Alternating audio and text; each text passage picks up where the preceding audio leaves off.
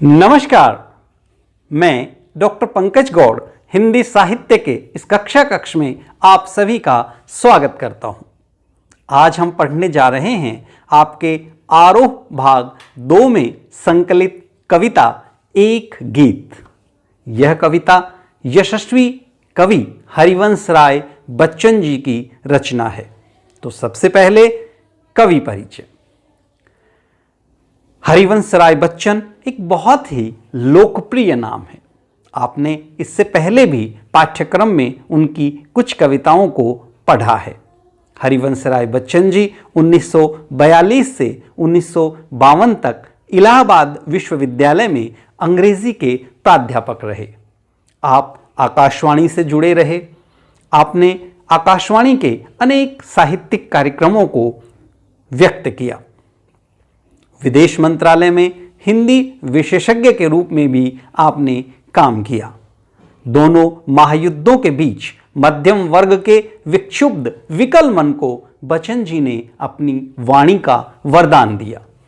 इन्होंने छायावाद की लाक्षणिक वक्रता की बजाय सीधी साधी जीवंत भाषा और संवेदनशिक्त गेय शैली में अपनी बात कही। व्यक्तिगत जीवन में घटी घटनाओं की सहज ईमानदार अभिव्यक्ति इनकी कविताओं में देखी जा सकती है। बच्चन जैसे कवि ही लिख सकते हैं, है चिता की राख कर में मांगती सिंदूर दुनिया, हाय कितनी क्रूर दुनिया, हाय मुझसे दूर दुनिया। उनकी यह विशेषता हिंदी काव्य संसार में विलक्षण लोकप्रियता का मूल आधार है। मध्ययुगीन फारसी के कवि उमर खयाम का मस्तानापन हरिवंश राय बच्चन जी की प्रारंभिक कविताओं विशेषकर मधुशाला में एक अद्भुत अर्थ विस्तार पाता है। जीवन एक तरह का मधुकलश है, दुनिया मधुशाला है, कल्पना साकी और कविता वह प्याला है जिसमें ढालकर जीवन पाठक को पिलाया जाता है। कविता का एक घूंट जीवन का एक घूंट है। पूरी तन्मयता से जीवन का घूंट भरे, कड़वे खट्टा भी सहज भाव से स्वीकार करे तो अंततः एक सूफियाना सी बेख्याली मन पर छा जाएगी। इसी के बहाने सारी दुनिया से इश्क हो जाएगा और तेरा मेरा के समस्त झगड़े काफुर हो जाएंगे। इसे बच्चन का हाला प्यालावादी दर्शन कहते हैं और इसी दर्शन के कारण वे कह पाते हैं, मंदिर मस्जिद वैर कराते, मेल कराती मधुशाला। यह बात ध्यान देने की है कि उनका जो युगबोध संबंधी उनकी कविताएं हैं वे बाद में लिखी गई हैं। उनका मूल्यांकन अभी तक कम हो पाया है, उसे किए जाने की आवश्यकता है। बच्चन का कवि रूप बहुत विख्यात होने के कारण उन्होंने अन्य विधाओं में जो लिखा उसे शायद उस स्तर पर अभी तक नहीं पढ़ा गया। उन्होंने कहानी, नाटक, डायरी और आत्मकथा जो लिखी वो अपने आप में अनुपम है, अद्भुत है। हम देखें कि किन रचनाओं के माध्यम से हरिवंश राय बच्चन जी ने अपनी अनेक प्रकार की विधाओं में अपनी बात कही। उनकी प्रसिद्ध रचनाएं हैं मधुशाला 1935, मधुबाला 1938, मधुकलश 1938, निशा निमंत्रण, एकांत संगीत, आकुल अंतर, मिलन यामिनी, सतरंगिनी, आरती और अंगारे, नए पुराने झरोखे, टूटी फूटी कड़ियाँ सभी उनके काव्य संग्रह हैं। क्या भूलूं क्या याद करूं, नीड़ का निर्माण फिर, बसेरे से दूर, 10 द्वार से सोपान तक, ये इनकी आत्मकथा है जो 4 खंडों में प्रकाशित हुई और विश्व स्तरीय पहचान रखती है। इस प्रकार की आत्मकथाएं बेलाग ईमानदारी के साथ बहुत कम लिखी गई हैं। हैमलेट, जनगीता, मैकबेथ आदि अंग्रेजी रचनाओं के अनुवाद भी आपने हिंदी में प्रस्तुत किए। प्रवासी की डायरी आपने डायरी के शैली में अपनी एक डायरी जो थी उसे भी प्रस्तुत किया। आपका पूरा वाङ्मय वचन ग्रंथावली के नाम से 10 खंडों में प्रकाशित हुआ। इस प्रकार इन विविध रचनाओं के माध्यम से आपने साहित्यिक संसार को श्रेष्ठतम रचनाएं प्रदान की। ऐसा यशस्वी कवि हमारे बीच से सन 2003 में चला गया। मुंबई में आपका निधन हुआ। आज हम जिस गीत को पढ़ने जा रहे हैं वह गीत उनके निशा निमंत्रण काव्य संग्रह से संकलित है। इस गीत में दैनिक परिवर्तनशीलता के संदर्भ में प्राणी वर्ग, विशेष रूप से मनुष्य के धड़कते हृदय को सुनने की काव्यात्मक कोशिश है।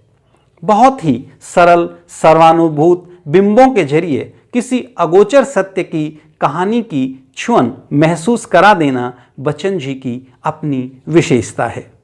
यह गीत उसी का एक बेहतरीन नमूना है। किसी प्रिय आलंबन या विषय से भावी साक्षात्कार का आश्वासन ही हमारे प्रयास के पगों की गति में चंचलता, तेजी भर सकता है। अन्यथा हम स्थिरता और फिर जड़ता को प्राप्त होने के लिए अभिशप्त हो जाते हैं।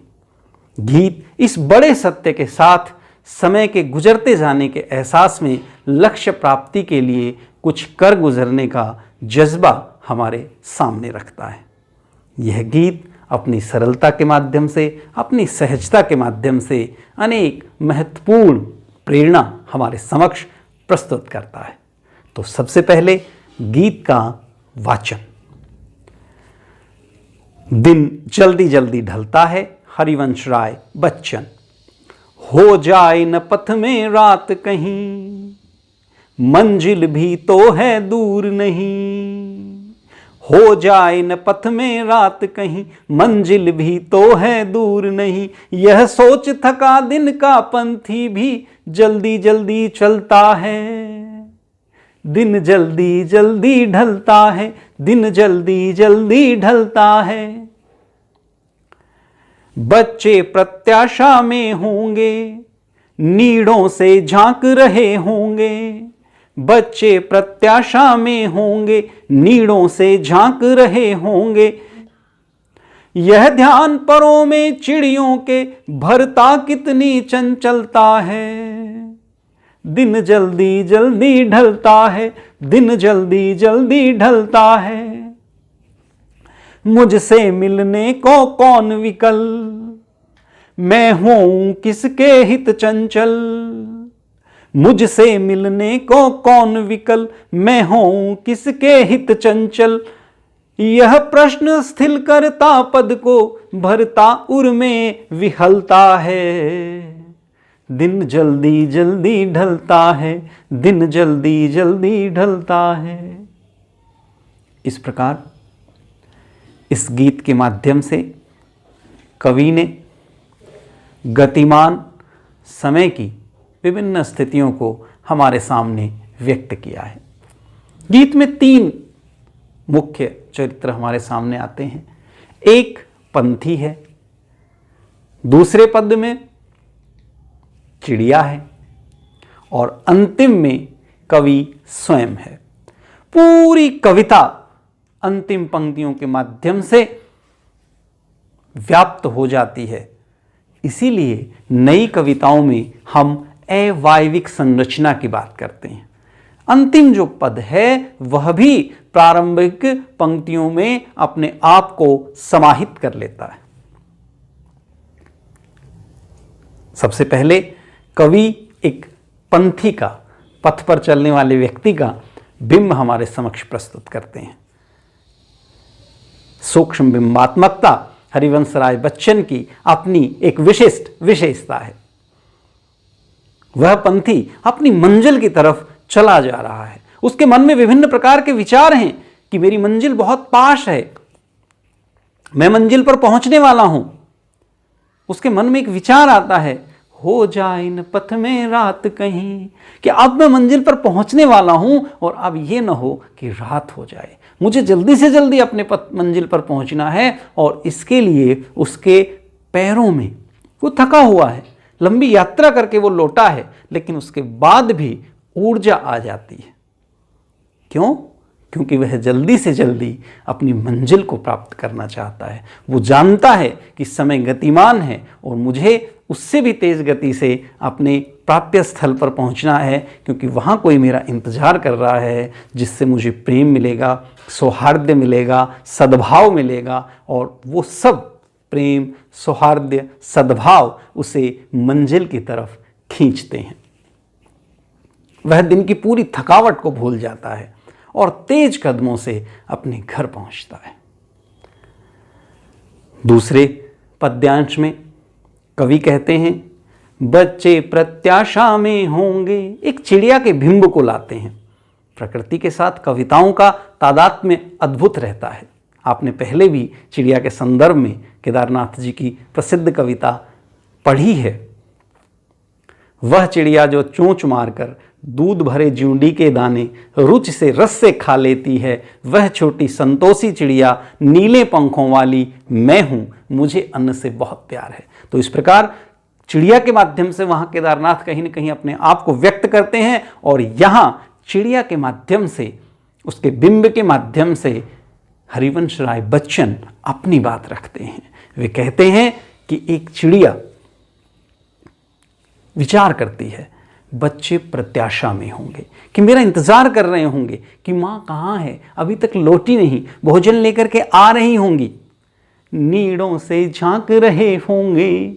और जो छोटा सा घोंसला है, नीड़ है, जिसमें वे रहते हैं, हरिवंश राय बच्चन जी की आत्मकथा भी है, नीड़ का निर्माण फिर। और प्रसिद्ध कविता की उनकी पंक्ति है, नीड़ का निर्माण फिर, स्नेह का आह्वान फिर। तो नीड़ जो है, घोंसला है, उससे पक्षी बाहर झांक रहे हैं कि मां कब आएगी। बच्चे प्रत्याशा में होंगे, नीड़ों से झांक रहे होंगे, यह ध्यान परों में चिड़ियों के।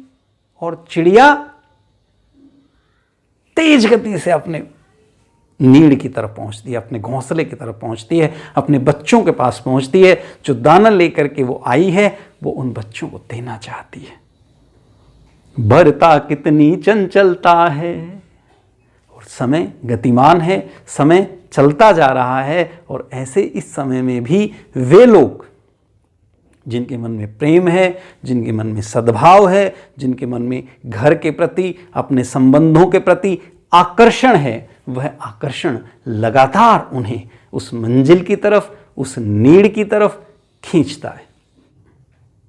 पद में कवि कहते हैं, मुझसे मिलने को कौन विकल, कि मुझसे मिलने के लिए कोई विकल नहीं है, मेरा कोई इंतजार नहीं करता, किसी को मुझसे प्रेम नहीं है, कोई घर में मेरा इंतजार नहीं कर रहा है। मैं हूं किसके हित चंचल। दोनों वाक्य हैं, उनमें प्रश्नवाचक चिन्ह लगा हुआ है। प्रश्न शैली कविताओं में होती है, पर व्याख्याओं में उसकी आवश्यकता नहीं रहती। तो कवि कहना चाहते हैं कि मेरे लिए कोई विकल नहीं है, मैं किसी के लिए चंचल नहीं हूं। आपने प्रारंभिक पद में पढ़ा, भरता कितनी चंचलता है, और अब कवि कहते हैं मैं हूं किसके हित चंचल, कि वो चंचलता जो चिड़िया के परों में है, वह चंचलता जो चिड़िया को अपने नीड़ की तरफ खींचती है, वैसी चंचलता की ऊर्जा मेरे घर में नहीं है। अतः मैं अपने घर जाने के लिए उत्सुक नहीं हूं, मेरा कोई इंतजार नहीं कर रहा है, मेरे अंदर किसी प्रकार का विकलता का भाव इस कारण से नहीं है। यह प्रश्न स्थिर करता पद को, और यह प्रश्न जब मेरे मस्तिष्क में आता है तो मेरे पैर बिल्कुल धीमे हो जाते हैं, मेरी गति अवरुद्ध हो जाती है। भरता उर में विहलता है, और मेरा हृदय तार तार हो जाता है, मेरा हृदय व्यथित हो जाता है, दुखी हो जाता है, क्योंकि मेरा घर पर कोई इंतज़ार करने वाला नहीं है। दिन जल्दी जल्दी ढलता है, समय अपनी गति से चल रहा है। पर यदि आपके घर में कोई आपका इंतज़ार करने वाला है, कोई आपका प्रिय है, कोई आपका आत्मीय है, कोई आपसे प्रेम रखता है, तो आपके अंदर ऊर्जा भरी रहती है। तो थकावट के बाद भी आप अपनी समस्त थकान को भूलकर मंजिल की तरफ पहुंच पाते हैं। आपके पैरों में चंचलता आ जाती है और आप अपनी नीड तक पहुंच जाते हैं। लेकिन यदि वह प्रेरक शक्ति, वह ऊर्जा, वह प्रेम, वह सद्भाव नहीं है तो आपके पैर लड़खड़ाने लगते हैं, आपके हृदय में विहलता आ जाती है, आपके स्थिर हो जाते हैं।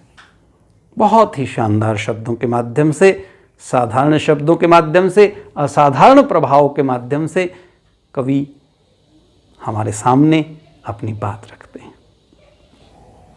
अब हम बात करेंगे कविता की व्याख्या करते समय किन महत्वपूर्ण बिंदुओं का ध्यान हमें रखना चाहिए। प्रिय विद्यार्थियों, कविता की व्याख्या करते समय हम 3 शीर्षकों के अंतर्गत अपनी बात रखते हैं।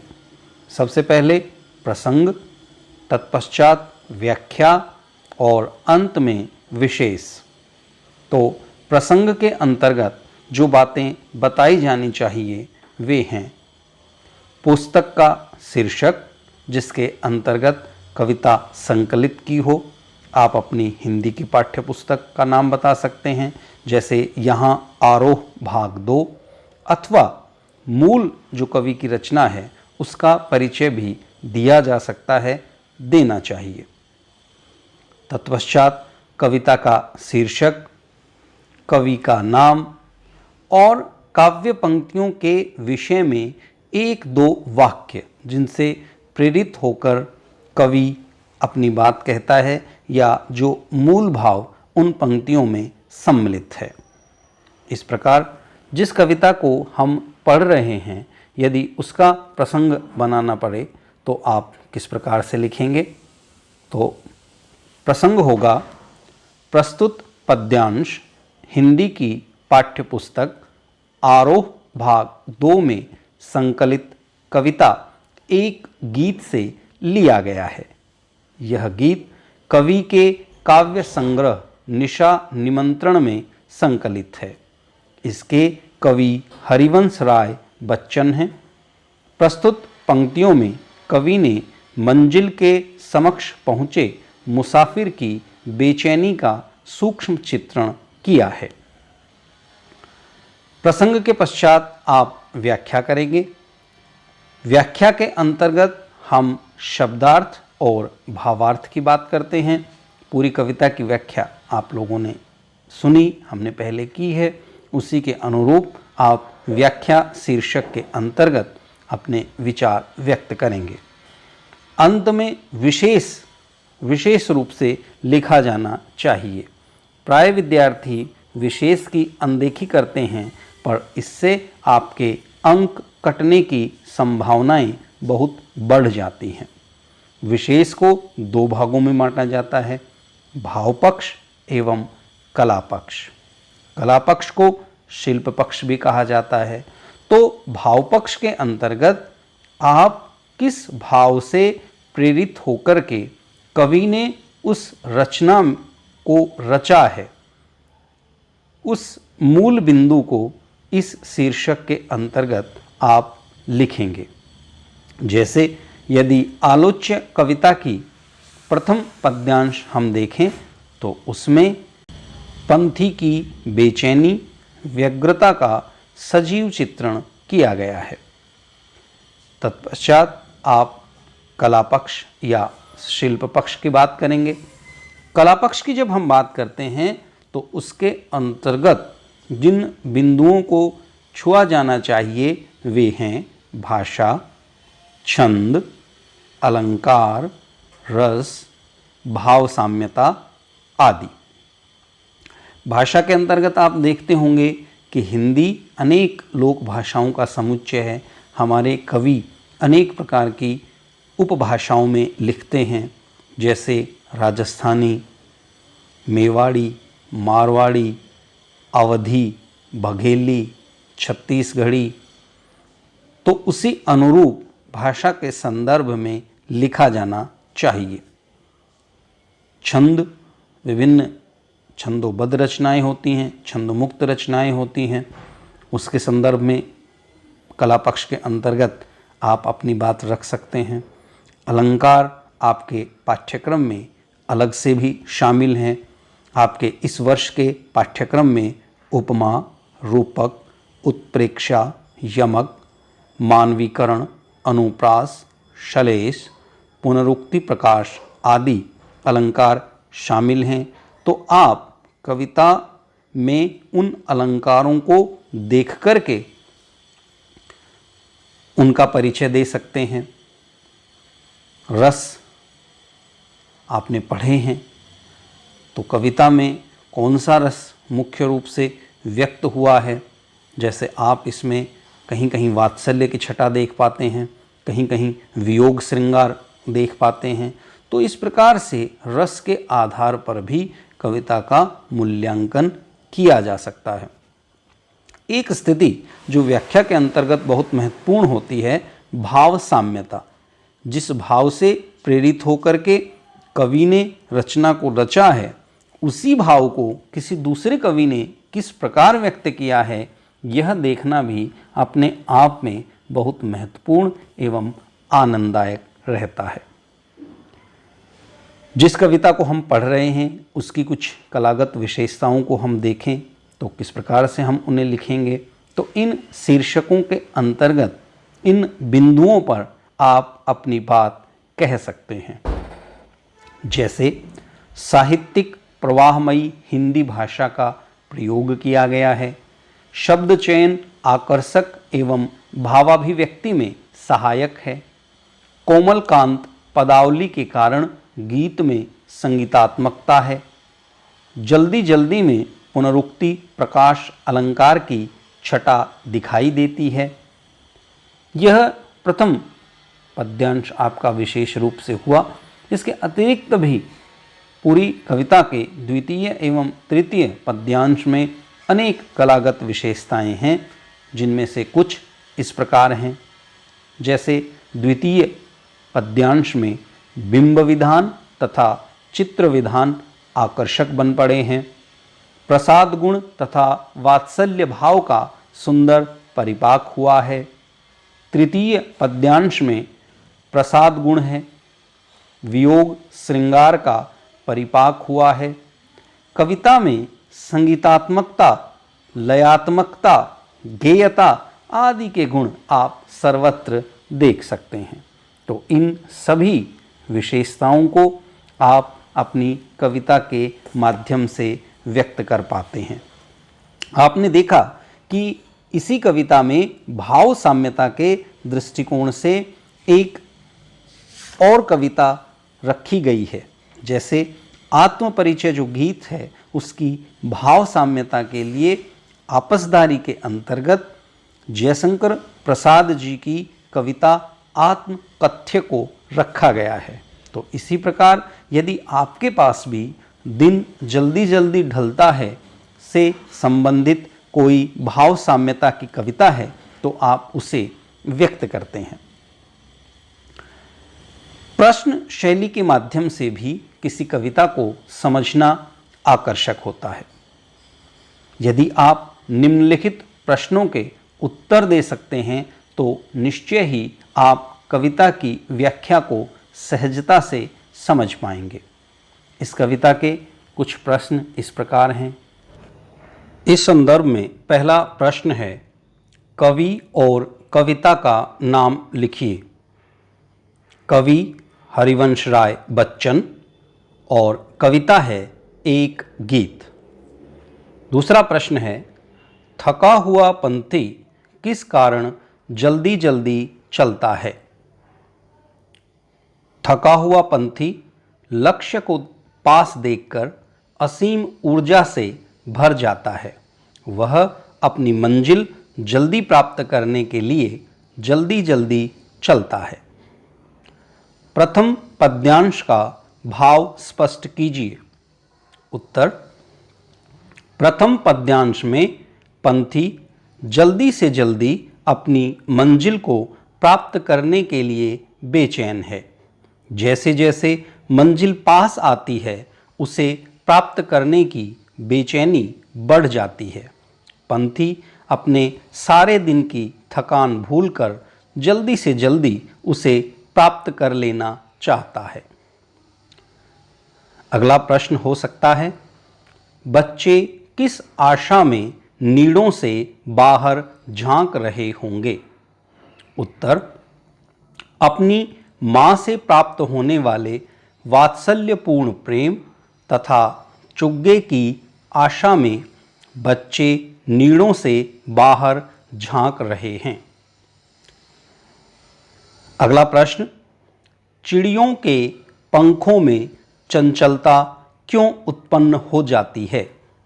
उत्तर, चिड़ियों के पंखों में चंचलता इसलिए उत्पन्न हो जाती है क्योंकि चिड़िया जानती है कि उसके बच्चे उसका इंतजार कर रहे हैं। वे भूखे हैं। उनकी भूख तथा सुरक्षा की चिंता चिड़िया के पंखों में चंचलता भर देती है। अगला प्रश्न, चिड़ियों को क्यों लगता है कि दिन जल्दी जल्दी ढलता है? उत्तर, चिड़िया अपने बच्चों को प्राप्त करने के लिए व्याकुल है। वह जानती है कि बच्चे भूखे हैं, वे असुरक्षित हैं, भोजन की तलाश में उसका बहुत समय निकल गया है, अतः उसे लगता है कि दिन जल्दी जल्दी ढलता है। अगला प्रश्न, कवि के मन में यह प्रश्न क्यों उठता है कि उससे मिलने के लिए कोई व्याकुल नहीं है? उत्तर, कवि जानता है कि उसका प्रिय उससे दूर है, वह विरह की स्थिति में है। इसके माध्यम से वह पैरों की स्थिरता को तथा हृदय की विहलता को व्यक्त करना चाहता है। वह बताता है कि बिना आकर्षण के, प्रेम के आप अपनी मंजिल की तरफ तेजी से नहीं बढ़ सकते। अगला प्रश्न है, कवि के कदम स्थिर क्यों हो जाते हैं? उत्तर, प्रिया से मिलने की आशाएं समाप्त होने के कारण कवि के कदम स्थिर हो जाते हैं। प्रेम का आकर्षण ही व्यक्ति को मंजिल की तरफ खींचता है। यदि यह आकर्षण समाप्त हो जाए तो निराशा आ जाती है। अगला प्रश्न, अंतिम पद्यांश का भाव स्पष्ट कीजिए। अंतिम पद्यांश में प्रिया के छोड़कर चले जाने के कारण कवि विचलित है। प्रेम का आकर्षण न होने के कारण उसके हृदय में बेचैनी है। उसके पैर स्थिर हो गए हैं। उसका हृदय विहलता से भर गया है। एक नैराश्य उसके जीवन में छा गया है, जिसके कारण वह मंजिल प्राप्त करने के लिए उत्सुक नहीं है। इस प्रकार इन प्रश्नों के माध्यम से भी आप कविता के विषय में बहुत सी जानकारियाँ प्राप्त कर सकते हैं। यह आपके कविता संबंधी ज्ञान को बढ़ाने में सार्थक सिद्ध होंगे। कविता का अभ्यास कार्य करेंगे। अभ्यास कार्य के अंतर्गत इस कविता से संबंधित 2 प्रश्न आपकी पाठ्यपुस्तक में रखे गए हैं। पहला प्रश्न है, बच्चे किस बात की आशा में नीड़ों से झांक रहे होंगे?